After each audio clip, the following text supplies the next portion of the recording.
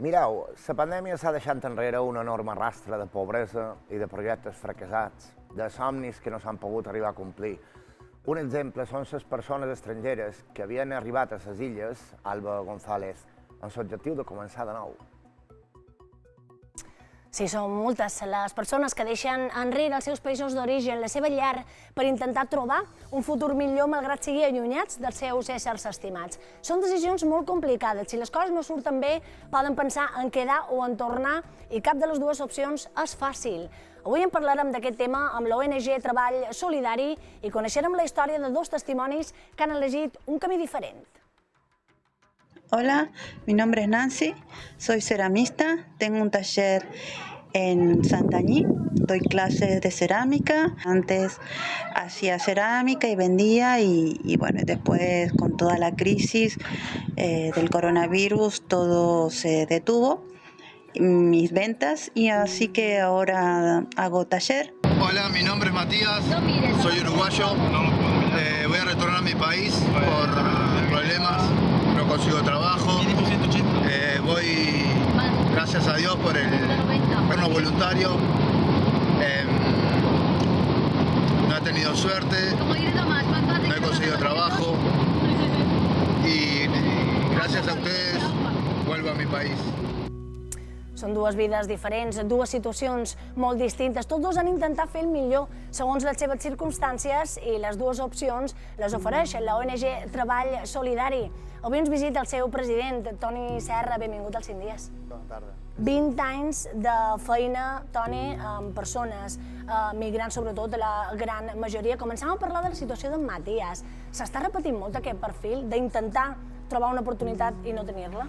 Pues sí, la crisi econòmica, sabem que en la pandèmia ha arribat també la crisi econòmica i en el cas de les persones irregulars són les primeres i més afectades, en el sentit que perden la feina, no tenen ajudes públiques, ni ERTE, ni rentes socials, res d'això perquè són irregulars. I davant d'això, doncs, les persones, clar, es troben que no tenen ingressos. En Matías ja has vist que ha dit 2 vegades la paraula treball. Si no hi ha treball i no hi ha ajudes, no hi ha ingressos, no veuen sortida. Clar, és a dir, perquè molta de gent té una idea completament equivocada perquè quan una persona ve aquí ve amb una intenció d'intentar trobar una feina, d'intentar sortir endavant. Quan ja veuen que no és possible, Toni, quins criteris se pot seguir per acollir-se en aquest programa de retornar voluntàriament? Els criteris són, en primer lloc, que ho facin de forma voluntària, és un programa voluntari. En segon lloc, que no hi hagi cap tipus de prohibició legal, és a dir, enviem l'expedient a la policia i aquesta persona ha d'estar lliure de poder-se'n anar, de sortir del país. I en tercer lloc, i el més important de tot, és la vulnerabilitat, que siguin persones que estiguin en una situació de necessitat. Què vol dir? Que no tinguin ingressos econòmics i les condicions de vida, sobretot el tema de la vivenda. És a dir, nosaltres estem veient persones que no poden pagar lloguer, que estan a punt que els faran fora, persones que estan a albergues i que els han dit que per estar a un albergue només pots estar un mes. Al cap d'un mes has de sortir. O persones fins i tot que estaven ocupades o en el carrer. La primera persona que van retornar a Barcelona era un senyor d'Ucrània que estava vivint en el carrer. O sigui, que tinguin aquesta necessitat, el més important. Què reben? És el dobbers pel bitllet? Perquè moltes vegades en les situacions que tu mos contes, no tens casa, no tens feina, ets al carrer, tampoc te pot pagar un bitllet per tornar al teu país? Ni molt manco. El primer és el passatge per ell i per la família, per ell o per ella i per la seva família, per els membres de la família. En segon lloc, una ajuda de 50 euros per el viatge i una ajuda per membre de la família de fins a 400 euros per quan arriben allà. Això és el que els donem. Ara seguim parlant, però anem a conèixer, com sempre, aquesta experiència de tornar voluntàriament al teu país d'origen de mà d'un testimoni. És en Matías, és d'Uruguai i està a l'espera de poder tornar. Matías, bienvenido al 100 días, muchísimas gracias por compartir tu testimonio con nosotros. Cuéntanos, ¿cuándo llegas tú a Mallorca y cuál es tu situación? Hola, yo llegué hace 1 año y 9 meses. La fecha exacta no me acuerdo en el preciso momento. Y la situación que tengo hoy en día es lamentable porque estoy viviendo con un conocido de un amigo que conocí, trabajamos juntos. Y nada, fue buscar trabajo, no conseguir por ningún lado. Encima es una tras de la otra y recurrí a ustedes porque ya era desesperante el tema de no saber qué hacer ni para dónde correr. No sé si me explico. Y gracias a Dios me ayudaron. Te explicas perfectamente, Matías, porque es una situación muy complicada, lo entendemos completamente. ¿Qué ha significado para ti inscribirte en el programa de retorno voluntario? Al menos es esa oportunidad que buscabas, tanto como para seguir adelante aquí, como para poder volver a tu país y seguir. Es que, o sea, entendí medio cortado, se cortó un poquito, pero yo, como te digo, yo si hubiese conseguido un trabajo acá, me hubiese quedado, estaba hablando de eso con la compañera, pero lamentablemente no hay, no. Y busqué rubros, busqué de todo un poco y no parece trabajo. Matías, por eso el retorno. Hay muchas personas que critican de alguna manera, viendo desde fuera los movimientos migratorios. A mí me gustaría que nos explicaras si para ti es fácil dejar el país en el que uno vive para buscar la oportunidad en otro lugar.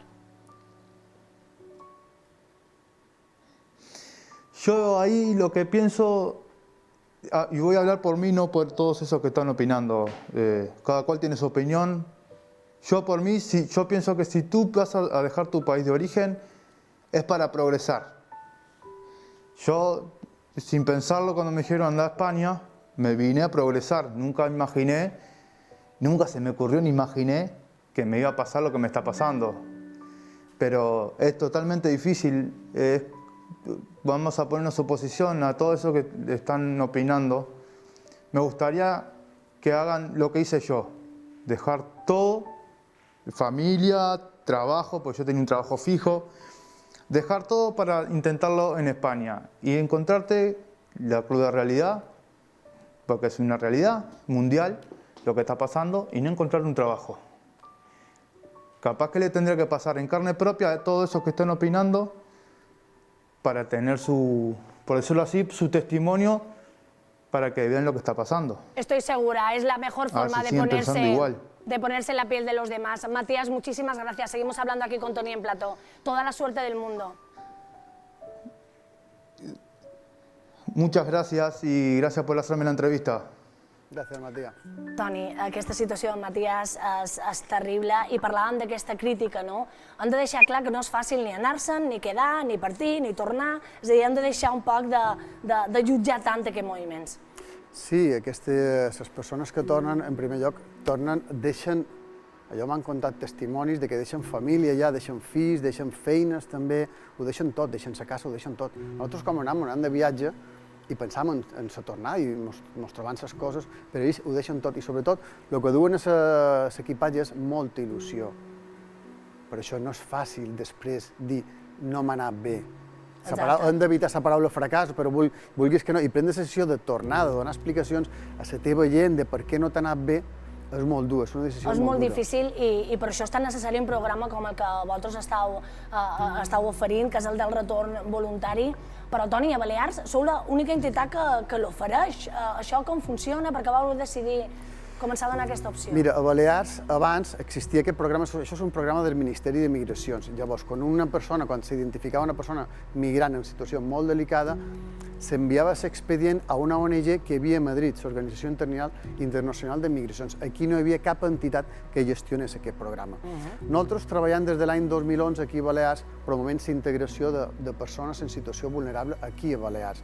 Tenim un programa de suport a l'autoocupació, el programa Confia, tenim un programa d'orientació laboral, el programa Combina. Aquests programes van sorgir arrel de l'anterior crisi econòmica. Amb aquesta nova crisi hem vist que la situació és pitjor encara. Ens hem trobat que hi ha gent que ja no veuen la sortida per integrar-se i que el que cerquen és una oportunitat de tornar als seus països d'origen. Quantes persones podran tornar, més o menys, si el programa funciona, si la pandèmia també ens ho permet, perquè... Sí, no, ara el programa quasi ho estem acabant, la primera edició, perquè l'objectiu era ajudar en el retorn per 52 persones. Avui dia ja han retornat 37 persones, de les quals 18 des d'aquí, des de Balears, i me'n queden 24, m'apareix. I ja tenim els expedients en marxa.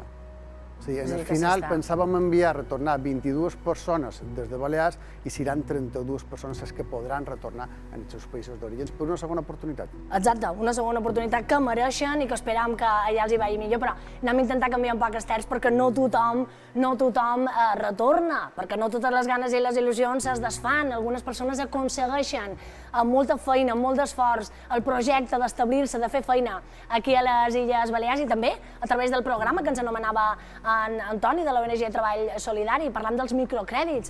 Ara connectem amb Nancy Fernández. Ella està al taller ceràmic que té a Santanyí. Nancy, benvinguda als 5 dies. En el teu cas, quan vares arribar a Mallorca i com són aquests primers mesos? Hola, buenas noches. Mira, yo llegué a Mallorca en el año 2000. Los primeros meses no me fueron tan complicados, sino más bien tuve suerte. Era una época en que se podía trabajar, había trabajo y el tema de conseguir papeles tampoco me fue complicado. Vine porque tenía una amiga aquí, o sea, vine a Mallorca porque tenía una amiga aquí, no porque era una aventurera. Así que vale, por eso los primeros meses no fueron tan complicados económicamente, sino más bien afectivamente, porque después de los 3 meses que empiezas a ser ilegal, tenía que tomar la decisión si me iba a volver a mi país o no, y bueno, me quedé, encontré también el amor y me quedé. Ens alegra molt, això sí que són bones notícies, Nancy. I en el cas del taller, què va suposar per tu tenir aquest microcrèdit i poder continuar amb el teu projecte?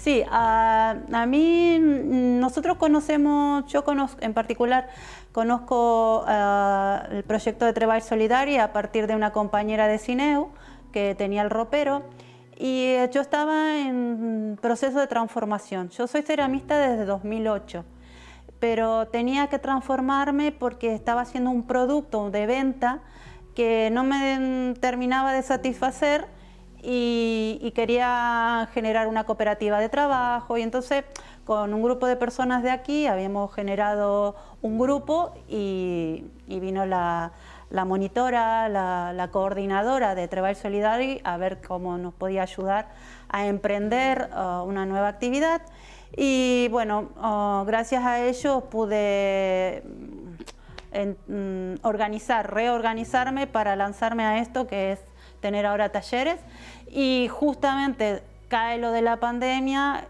mi producción cae, mi forma de ganarme la vida cae, y bueno, esto fue la decisión para transformarme y decir, bueno, ala, móntate bien el taller. Yo daba antes talleres con otras personas. Estem segurs, Nancy, que t'anirà molt bé amb taller, sigui donant classes o fent tu la teva pròpia obra d'art. Moltíssimes gràcies, Nancy Fernández. Fins a la propera. Sí. Gràcies a tu. Toni, el maco, aquesta és la part de l'esperança, no? Ens queda fer un poc de conclusió de tot això que hem vist, de tot això que hem escoltat, cap on hem de fer feina respecte al col·lectiu de persones migrants. Doncs, d'entrada, canviar la percepció que tenim d'ells i d'elles. No són persones que no venen aquí ni a llevar-nos res ni a demanar res. Venen a aportar, a contribuir, i el que hem de fer és generar les oportunitats perquè aquestes persones puguin contribuir en el desenvolupament de la nostra comunitat, molt important. Ara, per exemple, estem pensant, mira, el govern, jo per jo, el somni o el projecte seria que d'aquí una generació o 2 generacions els directors generals, els directors de les empreses, els consellers, puguin ser d'origen, els seus pares, els seus avantpassats d'origen senegalès, nigerià, argentí. Això seria un indicador de que realment ho hem fet bé. Gràcies, sobretot a entitats com la vostra, que oferiu aquest microcrèdits, aquest autofinançament i també el retorn voluntari quan no se pot fer una altra cosa. I 20 anys que heu fet l'aniversari fa molt poquet. Toni Serra, de Treball Solidari, moltíssimes gràcies. A vosaltres, moltes gràcies. Hem de pensar que al Manco sempre hi ha una opció, sobretot si ens basam en les entitats que fan feina per ajudar els altres.